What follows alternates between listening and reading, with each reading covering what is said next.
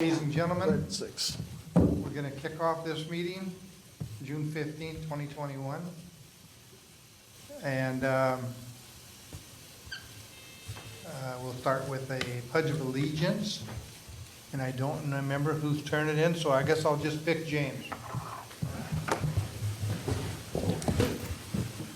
I pledge allegiance to the flag of the United States of America and to the republic for which it stands, one nation, under God, indivisible, with liberty and justice for all. Okay, thank you, James. At this time, I think we should excuse Councilmember Joe Schmidt. I move to excuse Councilmember Schmidt. Second. All right, we have a motion and a second. Everybody, all in favor, say aye. Aye. All opposed? There's a bunch of them Okay, Joe, you're excused. in that order. In just a minute. Donna, would you like to do a roll call, please? Yes, I would be happy to. Councilmember Feast, Here. Councilmember McDowell, Present. Councilmember Bode. Here. Mayor Dorsey, Here. Deputy Mayor Peterson, Here. and Councilmember Nesco. Here. Okay. Does the council have any late changes to the agenda tonight? Okay, let's move on to any council members have a board report to share. I don't have a board, but I'm going to be planning, I'm going to be attending the AWC conference all next week, the comfort of my home. Yeah, I'm gonna try to do that too. So I'm looking forward to that. It starts Monday night and Friday morning.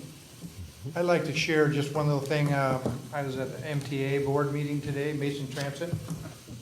And a few months back, I think I reported that the park and rides were getting close to being open, right? And they're waiting on security cameras and some lighting at both the Shelton Matlock and the Pear Orchard. And they're also waiting to put in the electrical hookup for the charge a car, which they have, but they don't want to put it in until they have cameras. So, and they told me that they're still on schedule, so I don't know. But anyway, also they're doing blacktop out at Pickering Road. I don't know if you've been out there, but that's been all tore up. They're doing blacktop out there next week, and some improvements out at the one at Cole Road as well. So anyway, and Belfair. So, Can I ask a question, maybe? yeah. In that meeting, when they were reporting out, did they talk about any communication with the community around, like, just kind of what we're waiting for? Because there are a lot of folks, that are wondering. Right. I don't know that answer, but I can approach the management out there tomorrow maybe and ask them to put something out. Oh, and by the way, I forgot to mention that we hired a new general manager for Mason Transit. Her name is Amy Asher. She's going to be starting around the 12th, I think, of July. Very experienced. She's got like 7 or 8 years, but she's very good at what she does. And everybody out there is looking forward to getting her on board. So, with that, let's move on to the consent agenda. Is there a motion to approve the consent agenda as published? So moved. Second. All right, there's a motion and a second to approve the consent agenda. All in favor, say aye. All opposed? Motion carries. All right, so we're going to have a presentation tonight by Mr. Troy Nichols to present the 2021 legislative session wrap-up. Do we sing? So, Surely. I would like to introduce to you Mr. Troy Nichols. And would you please state your name and how old you are today?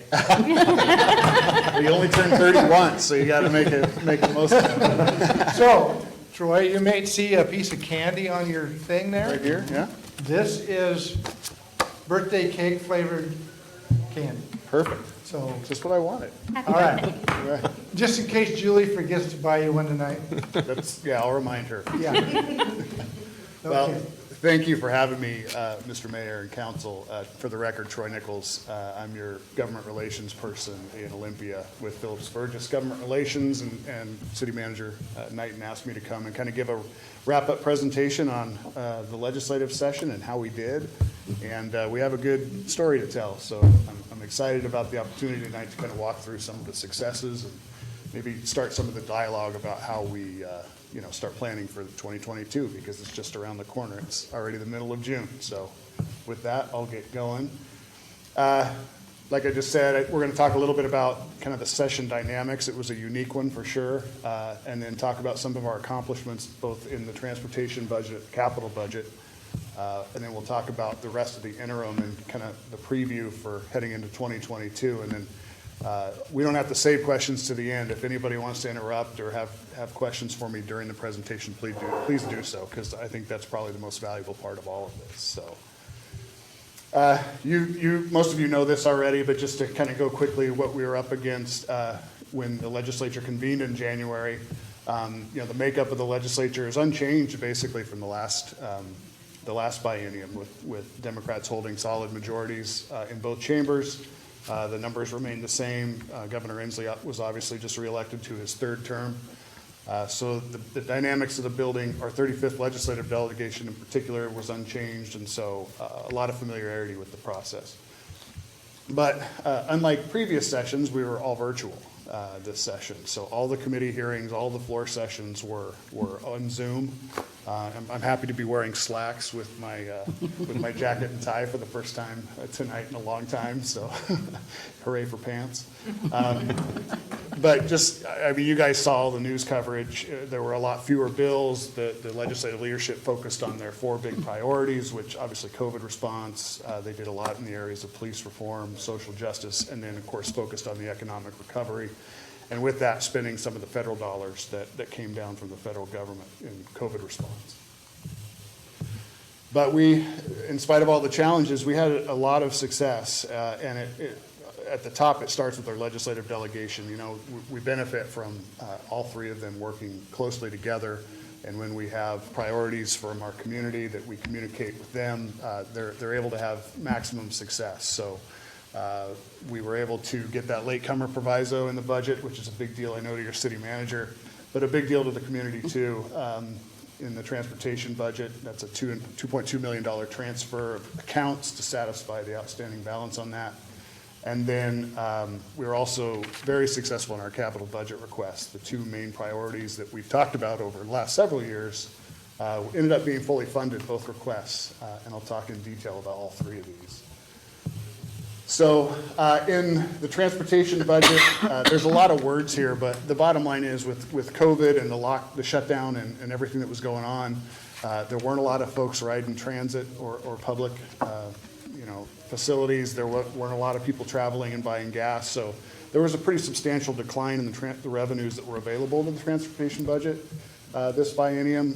It was almost a 10% drop in the current biennium, which expires at the end of the month. And then the projected revenues for this next biennium were down 6.5%, and it was about a 5.5% overall four-year decline in anticipated revenue since the pre-pandemic February 2020 forecast. As a result, traditionally, we've been able to secure funds through our legislative delegation direct member requests for projects. We've been successful in a couple big ones over the years. But legislative leadership and the committee chair said right off the bat there aren't going to be any member requests projects in the traditional sense in the transportation budget this time.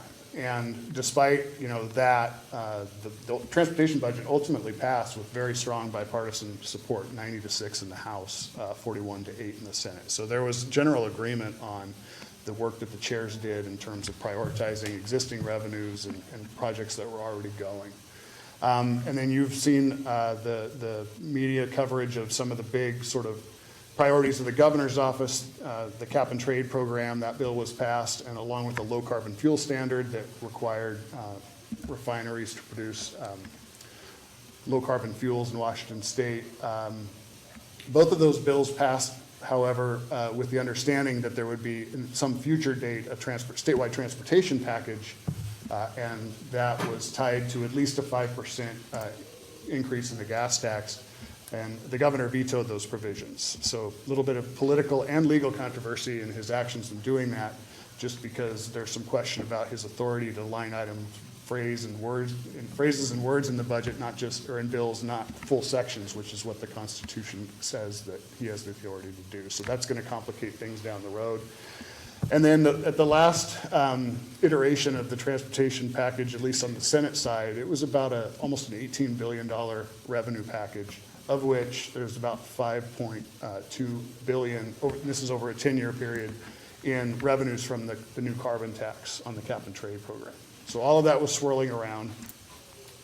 But despite that, we were able to get a proviso in the budget that basically, as many of you are very much aware, there's a latecomer agreement with the state patrol and the city of Shelton in existence out by the police academy. It's been in existence for several years, and it basically assigns a fee to pay back the $2.2 million to extend the water main across the highway over to the academy. So any economic development that takes place out in those parcels are going to be assessed an additional fee on top of everything else. And it was really stifling a lot of economic development and opportunity that we had in one of the few remaining areas in the UGA for future growth. We were successful last session in getting this proviso included in the supplemental transportation budget, but unfortunately the governor vetoed that, and he was concerned that there would be some 18th Amendment violation because the motor vehicle fund is bound to, by the 18th Amendment to the state constitution, to pay for roads and highways and infrastructure. And so we worked with our delegation and the governor's office this go around and changed the language a little bit to satisfy those 18th Amendment concerns. We found $2.2 million in the waste tire removal account that would satisfy the outstanding costs that are associated with that latecomer agreement. And really have to compliment the governor's staff, Drew Shirk, his legislative director, and Debbie Driver, who's his transportation policy advisor.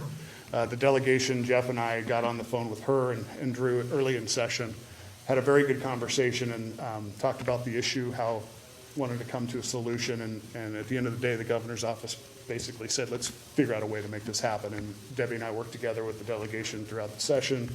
And we got language that satisfied the governor's office that didn't draw a veto this time. So now we're just waiting. The budget will actually officially take effect, once the new biennium starts.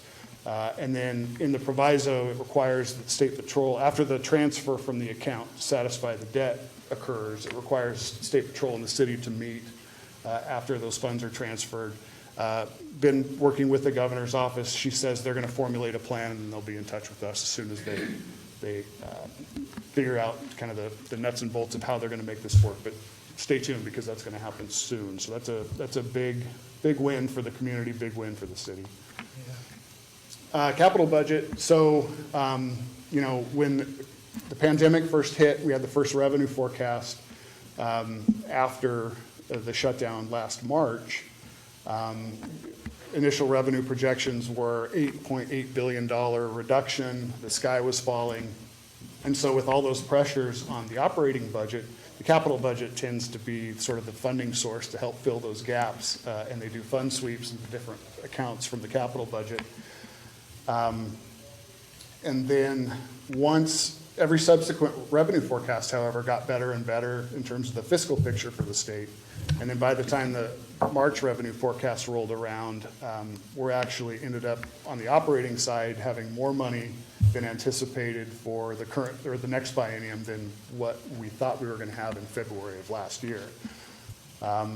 So the capital budget was one that was, you can't get much more bipartisan than that. It passed unanimously in both chambers. It was not controversial.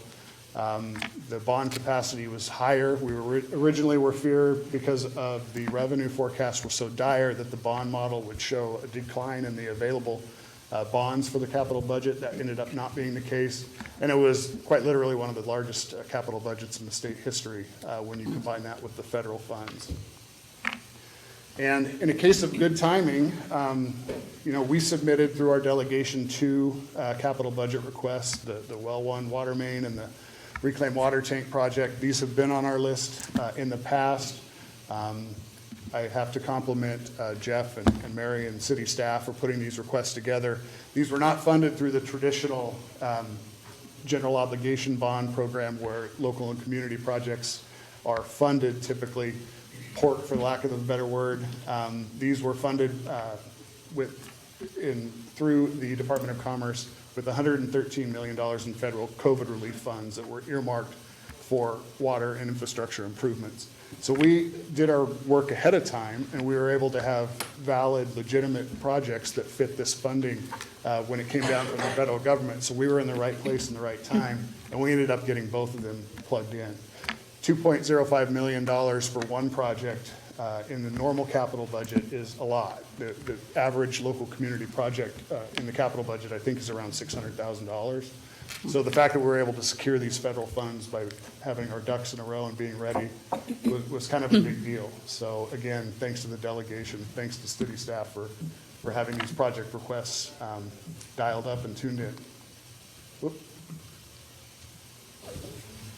So moving ahead to the interim, here's again some of the dynamics we're going to be looking at for this interim and then for next session. Will there be an overall transportation package? And then if that's the case, will they be asking for local and community projects in the transportation side? What's going to be the fate of that carbon tax revenue right now? So the cap and trade bill is taking effect, but it's not earmarked for transportation projects right now because that section, the linkage to the normal transportation budget was vetoed by the governor. So will we be able to benefit from a potential revenue package down the road? It remains to be seen. Will they ask for member request projects through the supplemental transportation budget in 2022?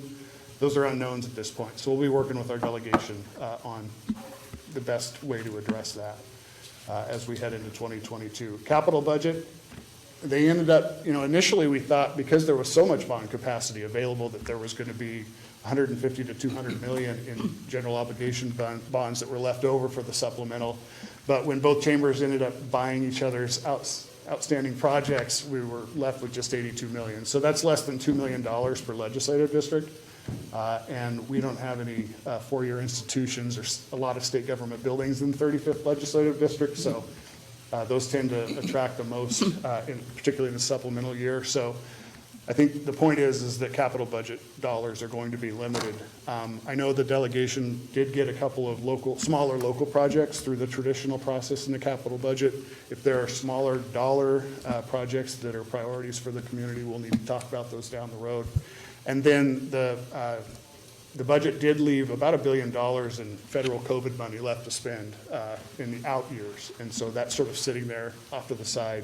And how will they distribute that? Is it going to be on the operating side? Will it be on the capital budget side?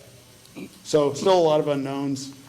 But again, I think it was a very, very successful session. I tried to talk to Jeff about changing my compensation to a commission base, but his cell phone gave out when I broached that subject, and so we didn't get that. But no, it was a very successful year, and a lot of planning went into that, and it doesn't happen by accident. I think, again, the hard work of the delegation and staff really made us shine in this legislative session, which wasn't all rosy and not always a lot of good news this last session. So with that, be happy to answer any questions you guys might have. I just want to say, great job.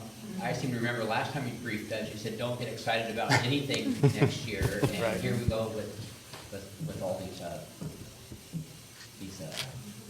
programs that you brought to us. And it's just a great job, and our delegations did a great job. And I bet other counties and cities wish they had you.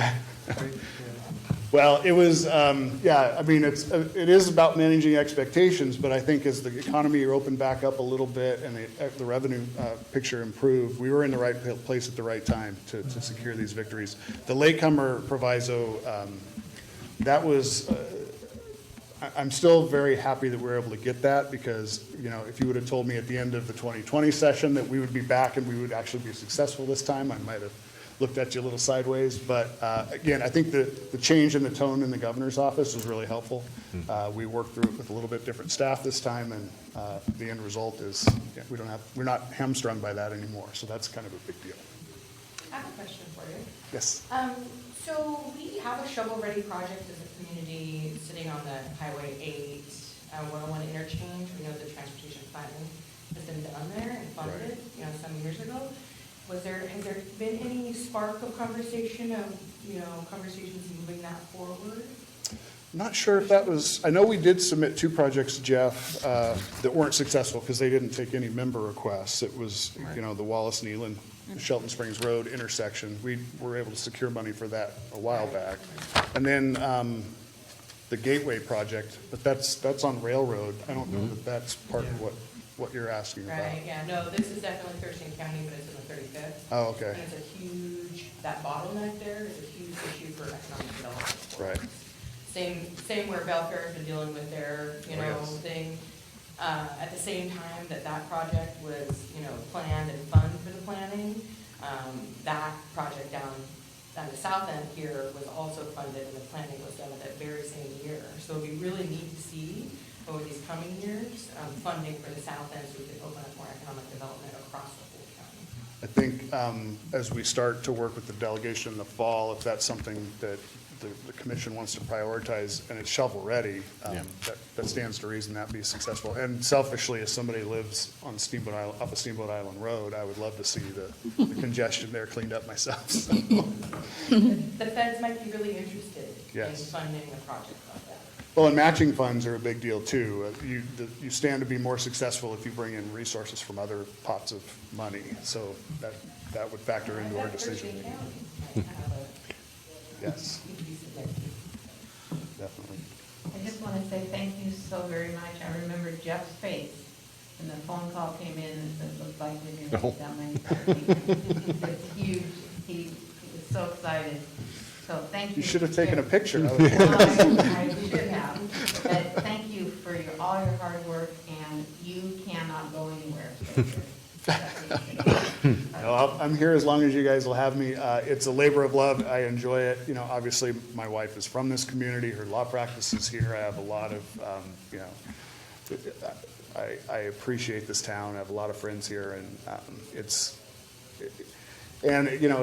something that kind of plays to my strengths. I used to staff the capital budget back when I worked in the legislature, and so just using that experience to help the community is. Thank you very much. It's a big benefit. I like it. And I'd just like to say that I don't think we would have been nearly as successful as we were this session without Troy representing our interest in Olympia, and appreciate all the work that he did, turning my harebrained schemes into something concrete that we can count on going forward. So I look forward to going to the ribbon cutting out there when we start to get some projects going out there. It's going to be That'd be exciting. great. So, Yeah. definitely. Anything else for Troy? All right, thank you, Troy, for your Thanks, presentation. everyone. I appreciate it. Thanks for all your hard work. Yep. Happy birthday. All right. Now we're going to move on to our general public comment. Do we have anyone interested tonight? We do. We have We do. Catherine Price. And Mark's going to send it in. okay.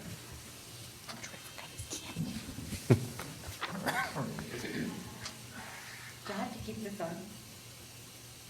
It's up to you. I can hardly breathe with this. I know. This is how it works. What was her name again? Catherine Price. All right. Hello, good evening. My name is Catherine Price, and I live in Shelton, Washington. I live at 603 South 9th Street. There's a block away from my house on the 9th and Turner. There's a cute little house that has a couple of very large signs on it. The messages on the signs, I'm not sure that if I say them that you won't all scream. So the signs say "fuck Biden" in 2-foot letters. There's 2 of them, and they're really big. They're on a thoroughfare. They're off Turner. There's a bus stop right there. There are half a dozen reasons why this. I'm a free speech advocate, but I don't think this is free speech when it's on Turner like this. If it's on the side of a building downtown, we paint it over. If it's on the side of my fence, someone did it on my fence, we painted it. So the neighbors didn't have to look at it.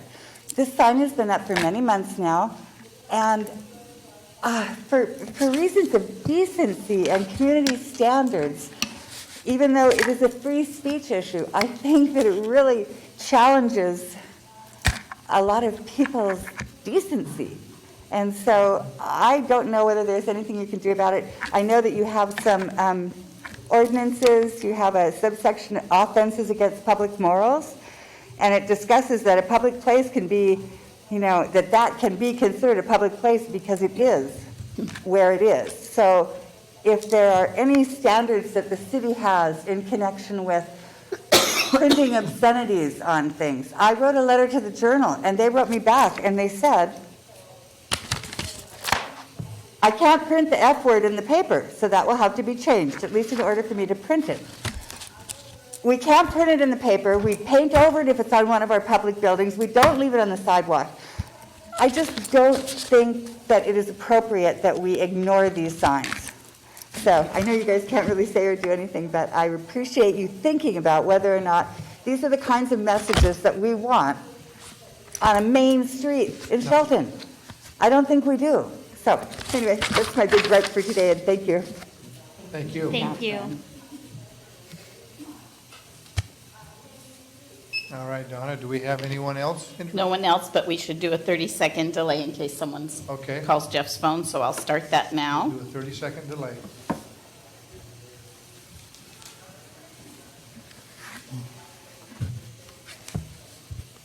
I can hear myself out there.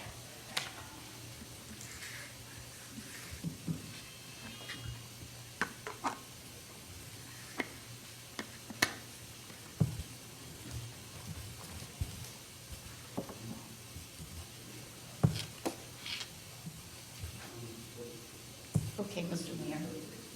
Okay. We'll move on. We are recessing from our regular meeting to open a public hearing. Senior Planner Jason Doth is going to share information about the Shoreline Master Program periodic update. All right. Thank you, Mayor, members of the council. There's a little background. In 1971, Washington State Legislature enacted the Shoreline Management Act. The city of Shelton enacted its first Shoreline Master Program in 1975. We again updated it in 1995, and again in 2013, all 3 times with very substantial grants from the Department of Ecology.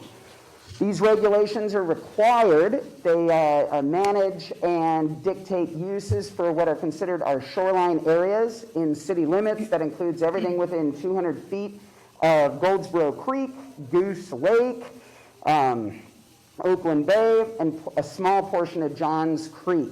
In the county, we're also required to regulate for our UGA. In our UGA area, which is still county regulated at this point, we have portions of Mill Creek and Island Lake as well.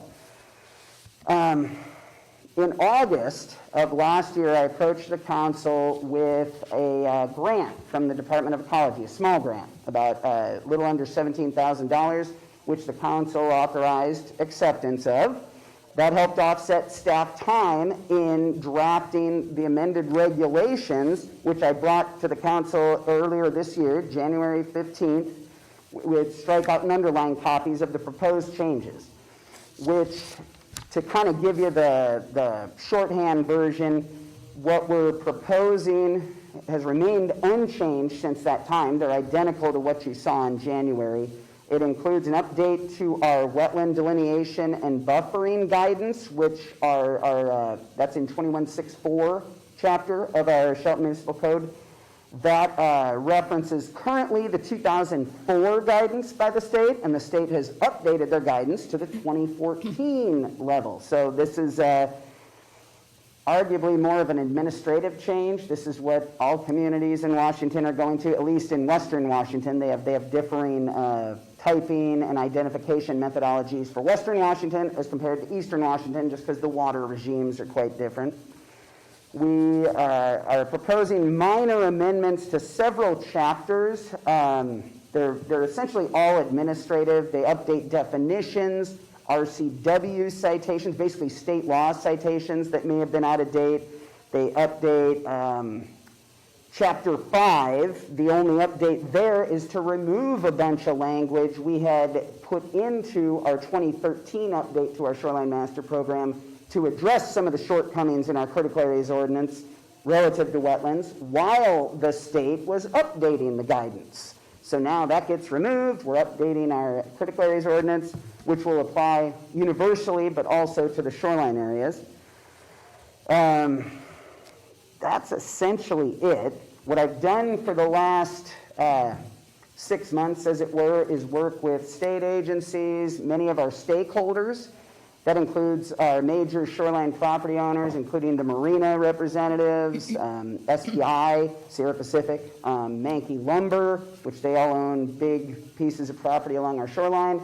Spoken with representatives from the master builders, from, I said, state agencies, and walked them specifically through the proposed changes. We didn't have any concerns come up. I mean, as I said, they are quite boilerplate. But we are required to update these regulations to remain compliant with the Growth Management Act. So to that end, you know, we're opening a public hearing here to take any comments or questions on the proposed changes, but I am basically making a motion that we hold the public hearing, provided there aren't any substantive comments or questions. We perform a first reading of the ordinance that's attached, and then I'll come back to you on the regular meeting on July 6th, hopefully for adoption with a finalized ordinance for you. And I welcome any questions you might have. All right, I have a question. all right. Jason, I'm curious, and maybe this isn't the right spot, but when I was looking through, what happens when we have wetland delineation, where we have like a housing situation, and then we might have a disturbance because of like a contamination because of a septic system? Is that part of this, or do I need to ask you that question in a different space?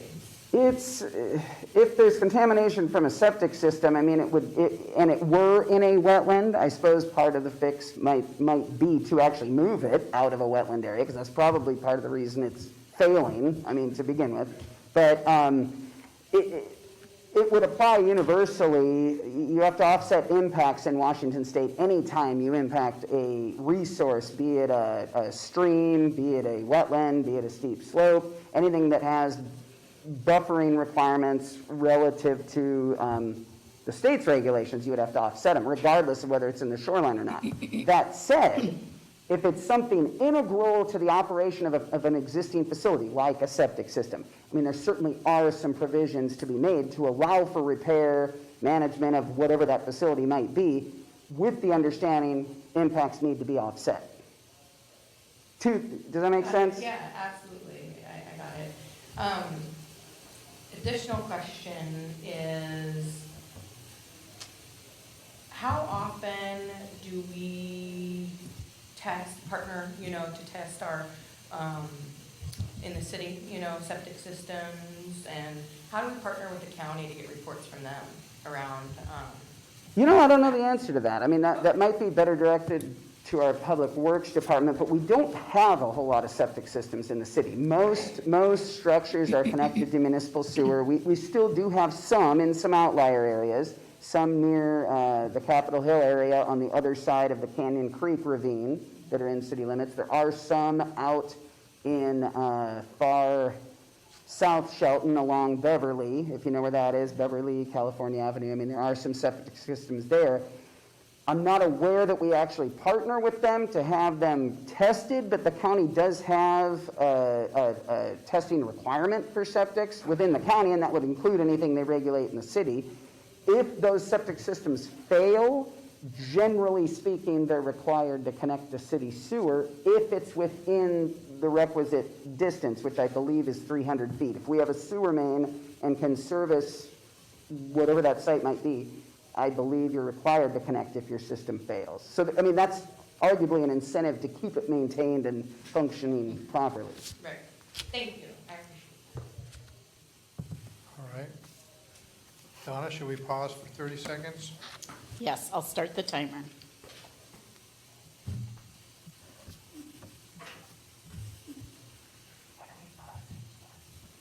There's a 30-second delay between what's broadcasted.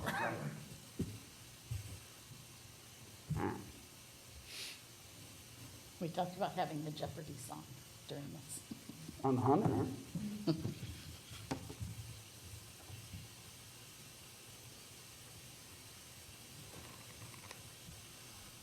Okay, Mr. Mayor, that was 30 seconds. All right. So no one has signed up. All right. Would you please give us our first reading of ordinance number 1971-0621? Yes. Ordinance number 1971-0621. An ordinance of the City of Shelton, Washington relating to land use, amending Chapter 21.64, Critical Areas Protection, and Chapters 2, 5, 6, 7, and 8 of the City of Shelton Shoreline Master Program. All right, do we have a motion? I move that after having held a public hearing and taking public testimony on the matter, we place ordinance number 1971-0621 on the July 6th action agenda for final action. Second. All right. We have any further questions for Jason before I go on? All right. We have a motion and a second that after having held a public hearing and taken public testimony on the matter, we place ordinance number 1971-0621 on the July 6th action agenda for final action and adoption. All in favor, say aye. Aye. All opposed? Motion carries. Thank you, Jason. Jason? Public hearing is closed, and we'll resume our regular meeting. Excuse me. The first action item this evening is a resolution regarding 6-year transportation improvement program. City Engineer Ken Gill has the detail. Yeah. Hi, Ken. Evening.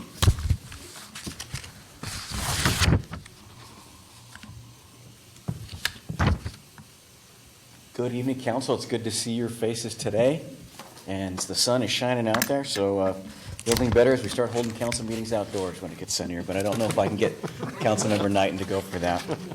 So tonight I'm here to give my second presentation on the 6-year transportation improvement plan.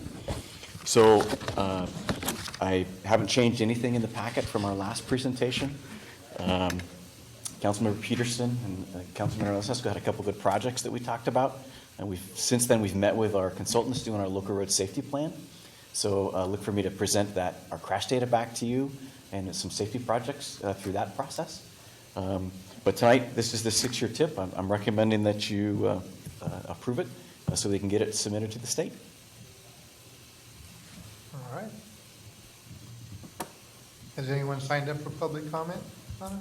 No one has signed up, Mr. Mayor. Shall we pause for 30? Yes, we should.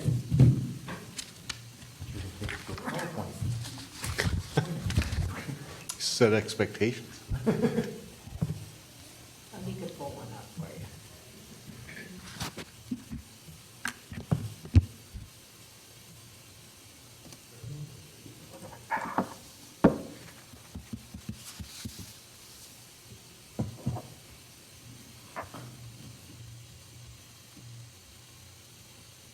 Okay, Mr. Mayor, that was 30 seconds.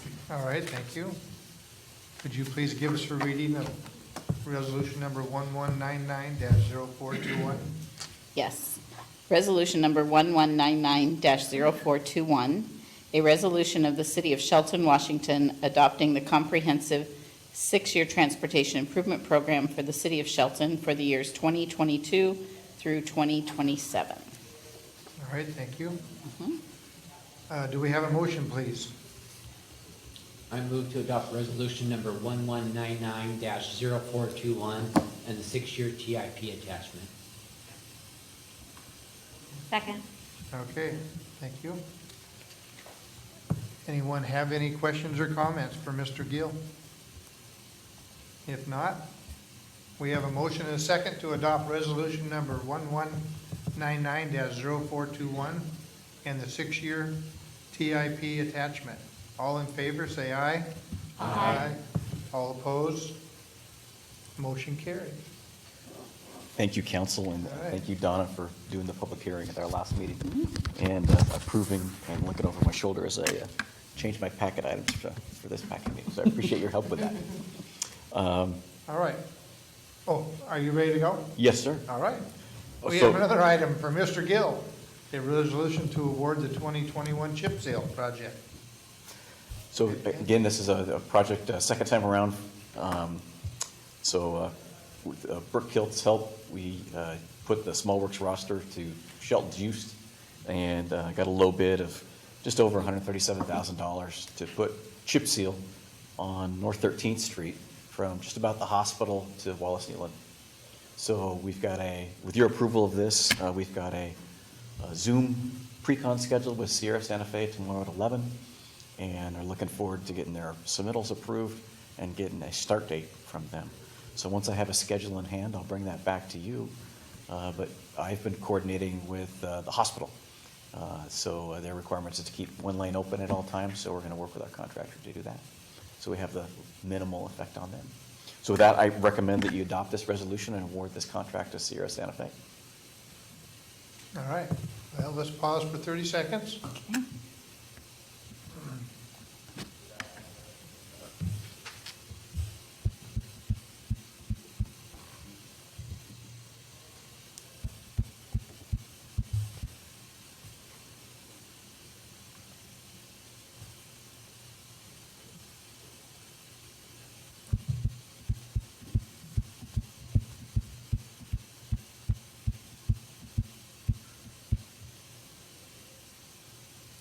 Okay, Mr. Mayor, that's 30 seconds. All right, thank you. Would you give us a reading of resolution number 1200-0421? Yes. These are getting longer and longer as we go, by the way. Resolution number 1200-0421. A resolution of the Council of the City of Shelton, Washington, authorizing the city manager to approve a public works contract with Sierra Santa Fe for the completion of the 2021 chip seal project. All right, thank you. You're welcome. Okay, do we have a motion? I move to adopt resolution number 1200-0421 and award the 2021 chip seal contract to Sierra Santa Fe for their bid amount of $137,885. All right. Any questions for Ken on this? Thanks for getting it rolling. I'd just like to say, I'm so glad that we started trying to take care of what we have by doing these projects. It's so important to keep this rolling. We've got some great projects coming up. All right. We have a motion and a second to adopt resolution number 1200-0421 and award the 2021 chip seal contract to Sierra Santa Fe for their bid amount of $137,885. All in favor, say aye. Aye. Aye. All opposed? Motion carries. Thank you, council. Thank you. Thank you very much. All right. Public Works Director Jay Harris has information for us. Here he is, about Ferguson Waterworks.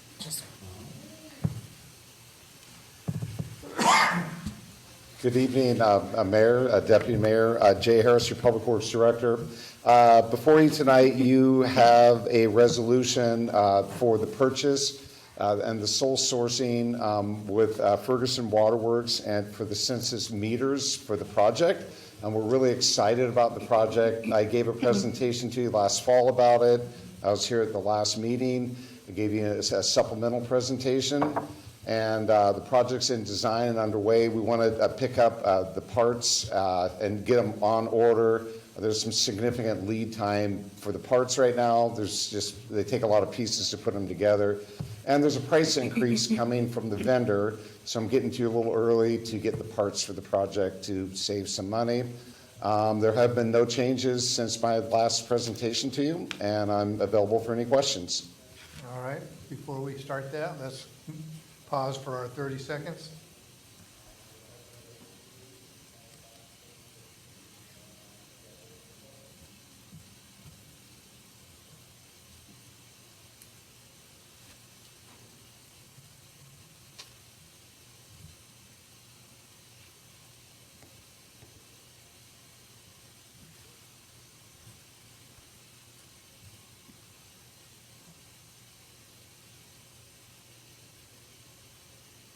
Okay, Mr. Mayor, that's 30 seconds.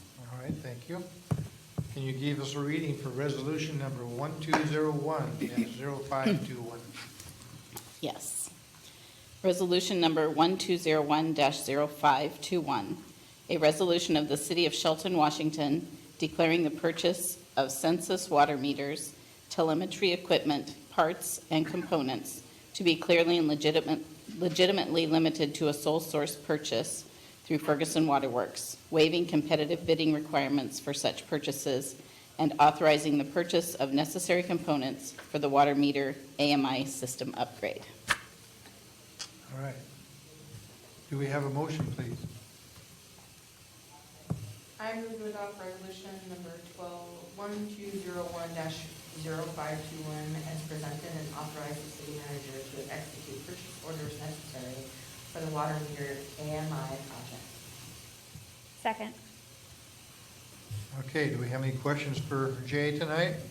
Sorry, Oh, just Megan. one. Well, This is step one, and then we're gonna have a step two. Do we know when we're going to set it up to where all the work can be done here in the office, rather than drive around to the meters? Yeah, so a great question. The parts order is what we're doing tonight. And the lead time is about 18 weeks, possibly even more. There's a chip shortage right now of all things that go in the water meters. So, yeah, it's just the way it is. But at least they're holding the price, they're honoring their price, we're moving forward with that. We also have to buy lids and boxes. A lot of the boxes are too small, the lids aren't configured right, that sort of thing. So the back order time on that isn't as bad, so we'd be coming to you with that next. Most likely it'll be lumped together with the contractor to actually go do the work. It's a lot of work to get to, nearly 4,000 locations to dig up boxes, put in new meters, put in new lids and all that. So we're anticipating that work will probably be coming to you in the fall because the lead time for the meters is so far out that we'll probably wait and bid it early fall sort of thing and have the bids come in, sometime around Thanksgiving or something is what we're thinking. We really want the parts on hand before we say go contractor. What I'm really worried about is securing a contractor and then they have nothing to do because we don't have the parts at our yard. So we really wanted to try to make sure they're being delivered or will be delivered before we get the contractor bid secured. Yeah, and then I think to your question about the telemetry antennas, next year is when we plan to purchase those antennas, if I remember correctly, and so we won't have anybody the step we're taking now will make us much more efficient than we have been, but then that next step, when we move to the radio-based reads coming directly to the Civic Center, that will step our game up even more. That's correct, Manager Knight, and got that. We're worried about going from the technology we're at right now, which is very minimalistic, to the AMI system. It's a really big leap. And the city that I was previously at, we had issues with technology upgrades. So we want to go to drive-by radio read, do that for some months. Get the routes down, there's a laptop in the car, we pick up all the readings, get that to finance, download very similar to the way we're doing now, the bills go out, right? Then the radio system will come online, and then we can decide when to convert that all over to finance, and the public works folks aren't out reading meters anymore. The good thing is about training for the drive-by radio read is if the AMI system runs into problems, we can always, the signal for the drive-by radio read will still be out there, and we'll be able to go do that. So our people will already be trained, we'll already have those processes in place. Lastly, we can open all the lids again, right, and read them that way. So we'll have 3 ways at that point. So there was some reasoning to wait on the antenna portion of the project. All right. So I just wanted to share, Mr. Mayor, I had the opportunity to walk by a box the other day, and there was a puck on top of it, and I knew what it was, thank you, Jay. And for your sake, Kathy, I jumped on top of it 3 times, and it was just fine. There you go. I should have done a video, right? Yeah. Where did you see that? I was actually in Olympia. Oh, in Olympia. And they have them there, so. And they're safe. Yeah, honestly, I would have never, ever known what it was until Jay has educated us on what they are, and I would have never even, I would have walked either right by it, or on top of it, or whatever, and would have never even thought about it, so. I'm glad you tested it. So there you go, of your testimony. Thank you. Well, thank you, Jay. I for one, am really looking forward to this project. City of Shelton is moving with this new technology, and even though I don't understand new technology, I'm excited about bringing Shelton into the 21st century, really. Well, if I brought in one of the old meter dials and had everybody read it, everybody would come up with a different reading. There is special training, and some of the dials are different, Jeff. I don't know if you've seen the different dials that are out there, but is it reading gallons or cubic feet? And anyways, we'll I be don't much know better if- off. I don't know if this is common or not, but when the house is quiet and the sprinklers come on, I can hear the meter. Click, click, click, click, click, click. So, Yeah, these new meters, there's no moving parts. yeah. Yeah, they're all magnetic. So, you're gonna keep one for our museum, right? Yeah, we're gonna fly. We should. And so is it gonna be in a box and set down in the, or is it just you open? It's gonna be exactly what you see right now, maybe with a new lid, maybe with a new box because it wasn't big enough, and they might disturb around there, dig it up a little bit with a black puck on top of it, or a disc. All right. Look at our car antenna, those little car antennas. Yeah, but very, very narrow profile, very small. You know, as we're moving forward, we've got a lot of things that can go into the city museum. All right. Thank you, Jay. You're welcome. We have a motion and a second to adopt resolution number 1201-0521 as presented, and to authorize the city manager to execute purchase orders necessary for the water meter AMI project. All in favor, say aye. Aye. All opposed? Motion carries. Thank you. Thank you. Okay, we're gonna move on as soon as Dawn is ready there to administration reports. And Community Communication Specialist Mary Ricker is gonna speak to us, has an update for us about the MyCivic app. Come on, Mary. She not out there? Yeah, she's coming. Oh, there she is. Sorry, I was timing it from the lobby, so I was a little off my timing. But good evening, council. My name is Mary Ricker. I'm the communications specialist for the city, and I'm here to tell you about our new app. Our app launched today. It's in the App Store. Anybody can download it. You can just on Android or your iPhones, if you just search Shelton Wa, it will pop up. It'll have the city logo, so anybody can download it. The handout that you have in front of you is two-sided, and it kind of has an explainer about what you see when you open up the app, and descriptions on the side of what the different menu items mean.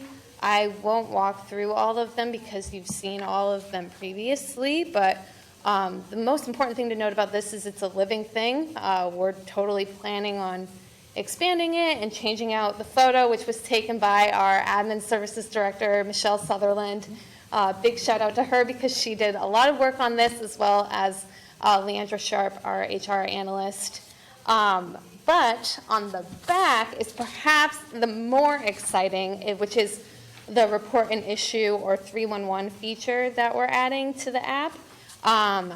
This is for residents to report non-urgent, non-emergency issues that you see around your neighborhood, things like parks, code enforcement issues, public works issues, all of that you can report using the app, and we hope that this will give us a more accurate picture of what's going on in the community, because for a lot of people, they don't want to pick up the phone and call. That's a barrier for people to report, so we're hoping that this will be a good alternative for people. And at the bottom, under the box, this is what happens next. It kind of walks through just that, what happens next when you report a non-urgent issue to the city.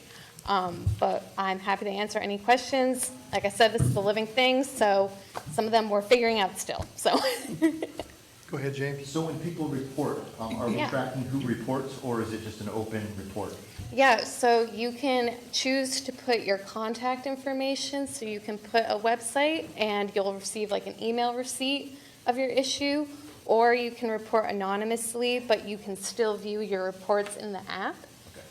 Each report is assigned a number, and staff can go in and see each report individually. They can see them on a map, so you can see if a certain neighborhood has had a lot of the same types of things reported. You can see that. So when you're saying I can see it on the app, is that because it's open on the app to the general public, so I could go on there and see every report? Yeah, you can see, I believe, every report. You can't see people's contact info. That's cool. private, but you can Okay. see, like, you can put in a specific address if you know it, or you can put, like, if the bathroom needs to be cleaned at Neelan Park or something, you can drag kind of a pin over to Neelan Park and drop it on there, and that will be the address attached to it. So, Thank you. of course. All right, Cool. Yeah. very good. Yeah. Thank you, Mary. Yeah, of course. Thank you. Now we'll move on to Jeff Knighton for his city manager report. Thank you very much, Mr. Mayor, Deputy Mayor, and members of council. Mary didn't want to make the joke that I told her to make, which is we're providing paper handouts for a new digital platform. But I think we have to recognize that, and we couldn't necessarily get it up on the screen. So we do recognize the irony. However, we do want to get these technology upgrades out there. I know we've been talking about this for quite a while, and you're going to see the pace of this start to accelerate. We have done a tremendous amount of work in the background with Mary Leandra Sharp that she also mentioned when Mary's not working on government affairs stuff with Mr. Nichols, who you heard from earlier. She's communicating with the public and helping to develop these things. Our IT department with Tim, who sits back in the back and makes sure our meetings are handled without a hitch, has also done a tremendous amount of work on these projects. And as I mentioned, you're going to see the pace of this, the implementation start to pick up. A lot of the foundation's been built, which is what we focused on over the last couple of years. Next, I wanted to mention, this hopefully will be the last time your council meeting is set up like this. So at our next meeting, assuming everything stays the way that it's planned right now from the governor's office, we'll be able to go back to the format we were in before, so you'll all be able to see each other. I know that's can sometimes be difficult when you're debating subjects that are before you. So that will happen. Fingers crossed, but I think we're well on our way. Next, I did get a email from a lady with a message that I thought was pretty important, so I'll go ahead and share that from here, and we'll also share it on our social media platforms. And that's that it's about to get hot. So just remember that if you have your dogs in the car, if it gets too hot, make sure you address that. Don't leave dogs in the hot car or children or anything else, because that can be incredibly harmful and potentially fatal.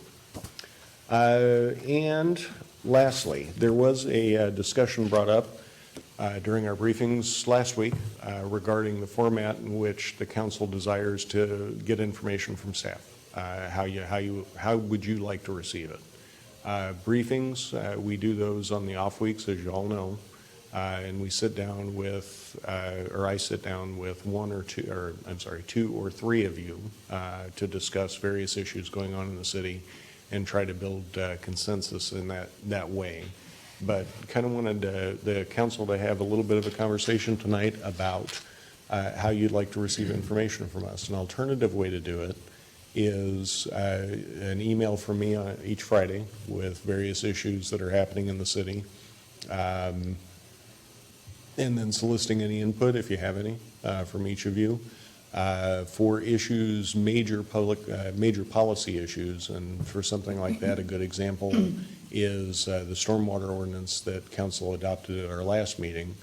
We would schedule a work session, probably a 2-hour work session on off Tuesdays.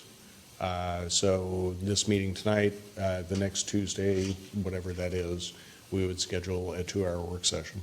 For other issues that are public policy issues but aren't as significant, and that's kind of a moving target, but something like the AMI project that we were just talking about. We would schedule a work session for an hour prior to the start of a regular council meeting. So it wouldn't be on an off Tuesday, it'd be on the same evening. Or any other formats. But I would very much like to hear your thoughts on how you would like to receive information. It doesn't matter to me. I just want to make sure council has all the information to make the decisions that they think best. I mean, I currently like the way it is now. I mean, you're our only employee. I like sitting down and looking you in the face and having conversations with you and being frank, where I wouldn't feel as comfortable doing that in the whole group. Okay. Well, I'll say that I tend to actually land on the other side of this, and I have expressed it to our manager Knighton a few times now that not only do I feel it takes an enormous amount of his time, which I appreciate, and provides us with great feedback, but I think that the more opportunities we have to have robust conversations as a group of 7 and really have that perspective heard, because while Eric brings up some really wonderful points when I have a meeting with him, it's going to be different points than James or Megan or Kathy or Kevin. And so I think the more that we can have those conversations as a group as a whole and in the public eye, to me, I feel more comfortable moving forward in that format. Well, I'm not saying that work sessions are out of the picture. I'm just saying I like or bi-monthly briefings with you, because we can be frank and we can look you in the eye, and you are our only employee. Yeah. So I do like that part of the briefing. Work sessions are great. We want to have work sessions. I'm all for that as well for big projects, and so we can all. But Yeah, and if I could just say real quick, none of this is intended to limit your access to me. You all know that you can call me anytime or stop by my office anytime. We will. So. We appreciate that. but you don't want a 2-hour unscheduled visit. I wonder if there's a mix of, continue on with our meetings the way they are. And I'll tell you why I like that in a minute here. And then have a work study once a month or something. Anyway, the reason I like the one-on-one, I think I get more out of it, number one. But number two, I don't know, I just kind of gotten used to it, I guess. But if we have a work session on a Tuesday, would it be daytime? No, I think in order to respect all of the council members' time and previous Yeah, commitments, yeah, we that would would do be it in the difficult. afternoon, yeah. And if it's at 5 or 6 o'clock, most of us, I don't know, have a meeting I have one at 4 already. I don't know, are we gonna be cramming too much into a Tuesday, I wonder? I don't know. And whoever takes over my seat will have the same 4 o'clock meeting that I have now, if they want it. So I don't know. I like having a mix of that, because I really enjoy sitting down. I have with Joe when I was with Joe and now with Kevin to talk, and we can talk more freely. And, yeah, I think with all the things that you bring to the table, that's gonna be a super long email, right? I mean, it could be. It could be. It could be. Depends on what's going on, but sure. So, yeah, well, I'm up for more discussion on it. You want to do it now, or? Yeah. I definitely am pushing for this, because I'd like us to be more together as a council when we're talking about these things. Because just like that, when I switched from being with Eric in a briefing to being with Joe in a briefing, I'm getting completely different things, and they both have validity. And there's a big disconnect that happens when we aren't together as a council to actually discuss these things. Because I feel like I've put my integrity on the line more than once, because I've met with Eric and talked about something and agreed with him, and then had my mind changed in my council briefing. I didn't get to spit that back out to Eric, so Eric thinks now I'm this two-faced person because I changed my tune, because I'm not stating he does, but just, I flip-flopped on things more than once, That's why because you're wearing I'm getting a mask. different perspectives. We won't recognize you. Exactly, I don't want to be seen. I'm just kidding. But that's why I'm pushing for these, because I think it brings us together more as a council, and we need to speak freely anywhere we are. We're public servants. We shouldn't be able to hide I'm all anywhere for and not work speak sessions. freely. That's for sure. So I'm for those, and I think it's more important for us to be together as a group so we can be united and actually hash through these things and not come to it and not understand why I'm voting no when everybody thought I was voting yes, Yeah. or vice versa. Well, then we can go back to the way the commission did it. We have a city meeting this Tuesday, and next meeting we have a study session. So we have 2 meetings a month. And that's more what I was But, looking towards. I'm gonna be calling you more. Yeah. Um, So Before meeting.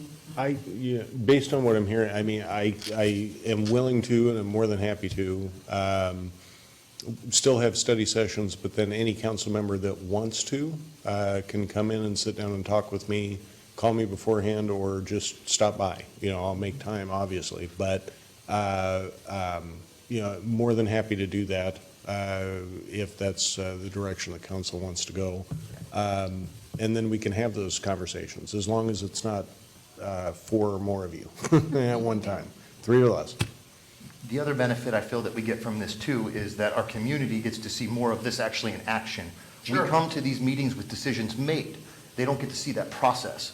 If we do these things and we're doing this in public like I feel we should be, then we get to work through this process in public, and our constituents get to see how our minds actually work, how this council actually works, that we're not just rubber stamping things out, that we have disagreements, that there's robust conversation happening behind the scenes, not just we're being handed something and, okay, because there's a pretty big portion of our community that feels that that's what we do, because that's all they see.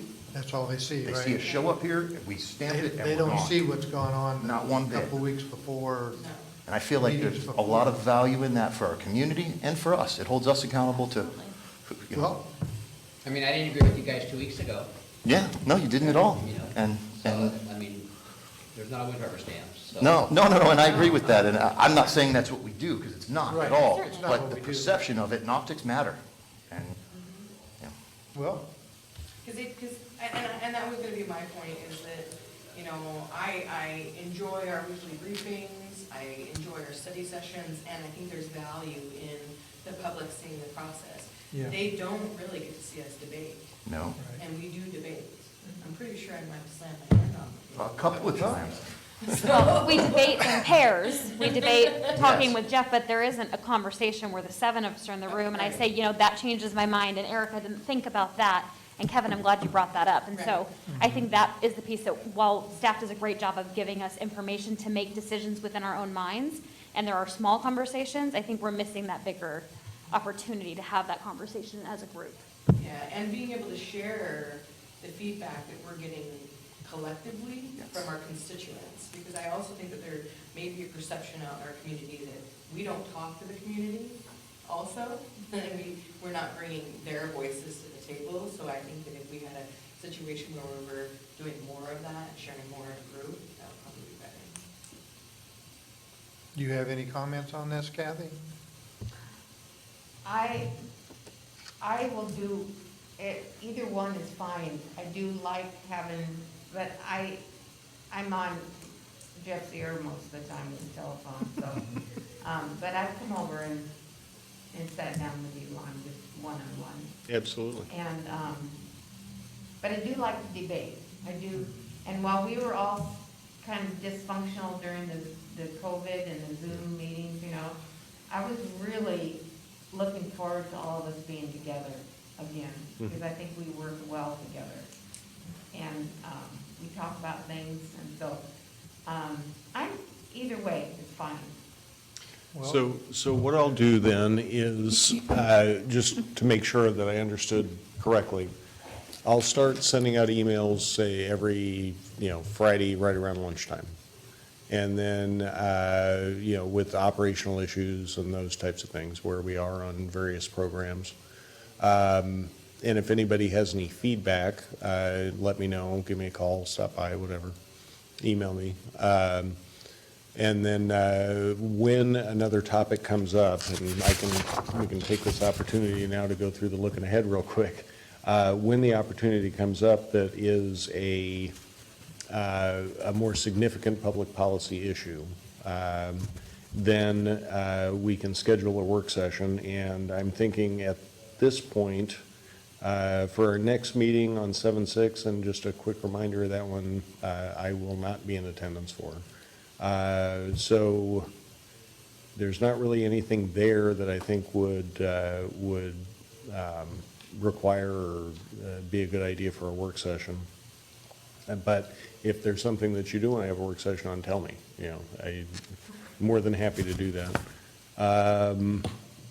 For the next one, a potential for the water comprehensive plan, that may very well be one that a work session is warranted for an hour before the meeting on July 20th. Those types of things is what I would be looking at to say that's probably a work session. And then when we do the sewer averaging for summer consumption, that's probably one that might require a 2-hour session. Now, the only thing this really does is it kind of extends the process a little bit. So instead of making a decision in July on that, you'll be making it in August. So it'll take a little bit longer to make decisions, but if that's an objective that the council wants to see, then I'm more than happy to do it that way. Okay, well, I'm confused now. So we just heard from several people that they want us to get together. Now you're gonna send emails out every other week. We're gonna maybe or maybe not have a study session. No. If we want to go this direction, we have a study session every other Tuesday, a meeting so we have a meeting, every week.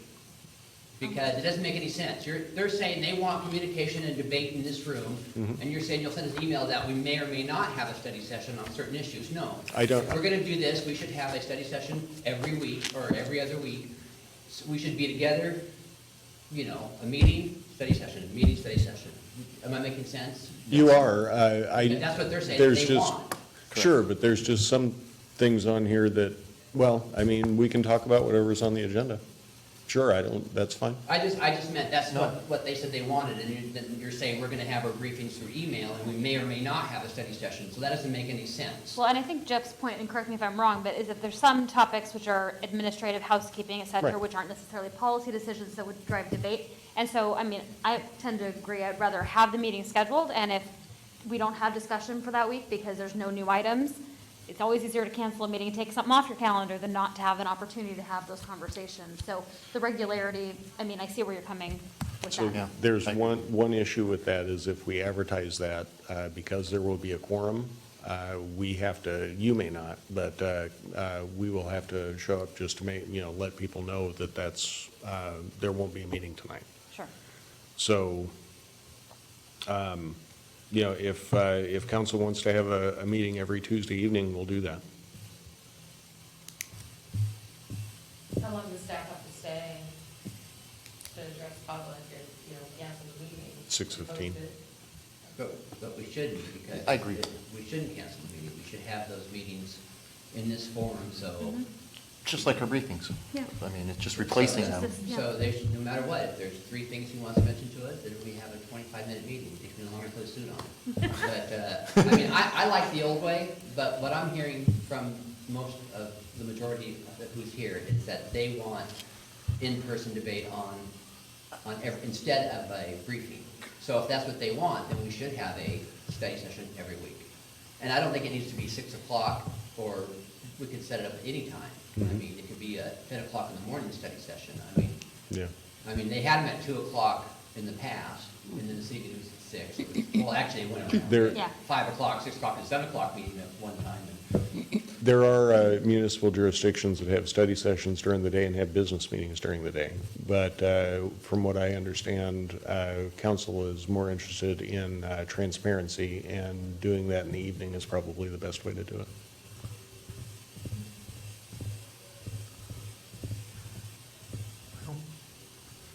So then, if there's something that needs to be discussed, we would have an executive session. Okay. Real estate or something like that, one of the exceptions.